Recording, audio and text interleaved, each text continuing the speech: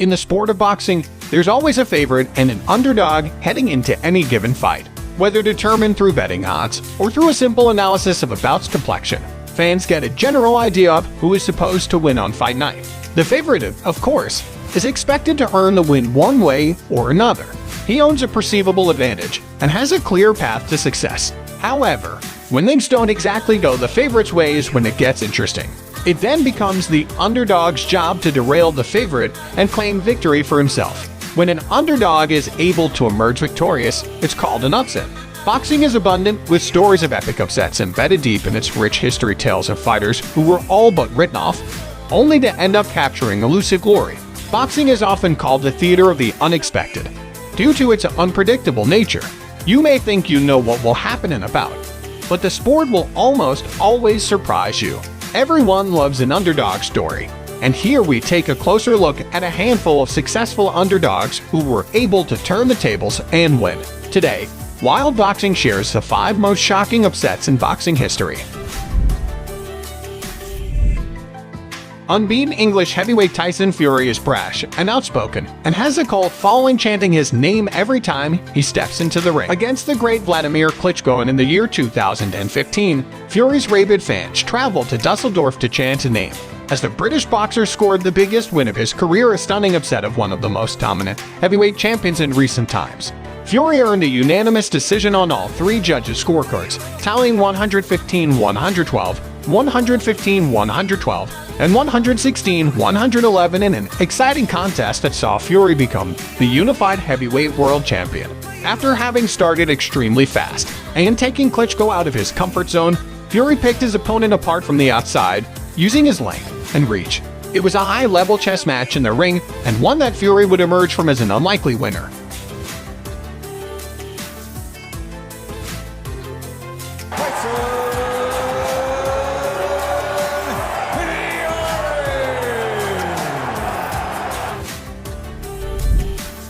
After losing a razor-thin majority decision to Roy Jones Jr. in their first encounter, Antonio Tarver faced Jones once again in an immediate rematch 6 months later. This time, the Magic Man was able to finally defeat Jones, becoming the unified light heavyweight champion of the world.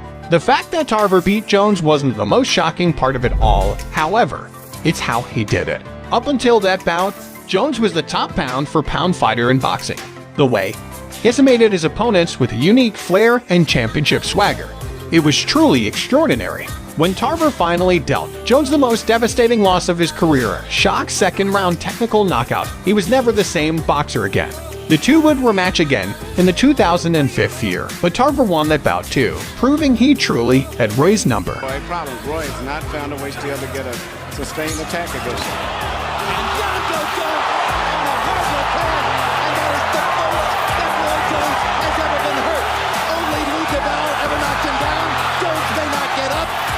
Makes it up, it's over.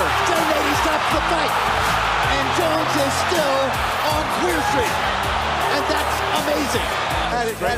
That is the first time in his career he's really been hurt. He's gone down before one time, but there was a perfect left hand. Roy never saw it coming.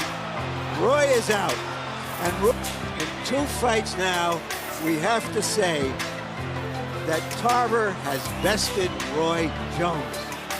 Unquestionably.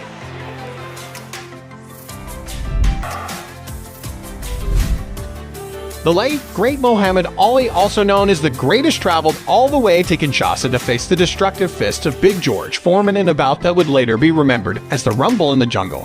At the time, Foreman was considered an absolute beast of a man, having absolutely obliterated top-ranked opponents Joe Frazier and Ken Norton in his previous contest. Many fans felt Ali would then, in turn, suffer the same fate as his peers. Foreman was simply too big and too strong. Although Ali was expected to try to use his speed, length, and craftiness to avoid Foreman's power, he employed a now very famous technique that would earn him the upset victory. Ali introduced the world to the rope-a-dope, luring Foreman into exchanges along the ropes, allowing Foreman to unload his strongest punches. By the 8th round, Foreman was absolutely exhausted, and Ali finished him off from there. It was an unbelievable upset at the time, and a win that some considered the best of Ali's illustrious career. Very even fight. Ali, a sneaky right hand. Another sneaky right hand. This time he worked over the shoulder of Foreman.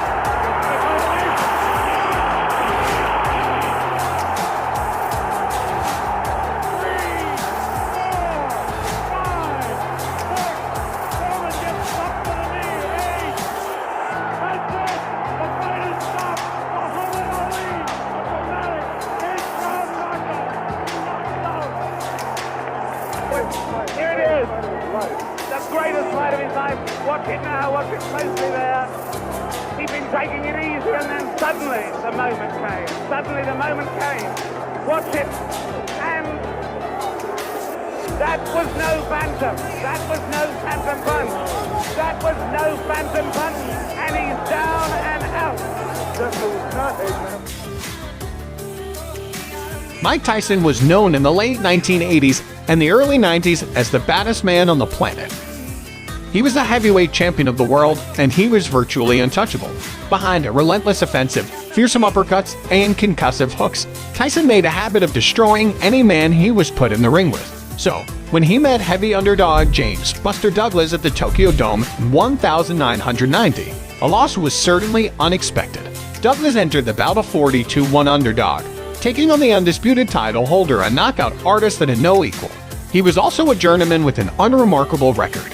Little did he know before the bout, however, that it would turn out to be the definitive moment in his career. Unlike the majority of Tyson's previous opponents, Douglas refused to cower in his presence and instead took the fight right to Tyson. He eventually won via 10th round knockout, punishing Tyson for the entire contest with a fervent display of offense. Tyson could not beat the count, and Douglas scored perhaps the biggest upset in the history of boxing. I've never seen this happen before with Mike Tyson. He's always been an initiator. Here he's against the rope. I've never seen. And there's a right hand uppercut, and down goes Douglas. And suddenly it's that. Can he beat the count? He got a little overconfident. Got a little loosey-goosey.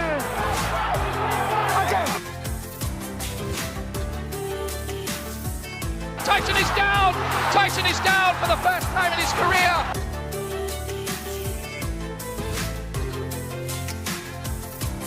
We're going to see the finish. Here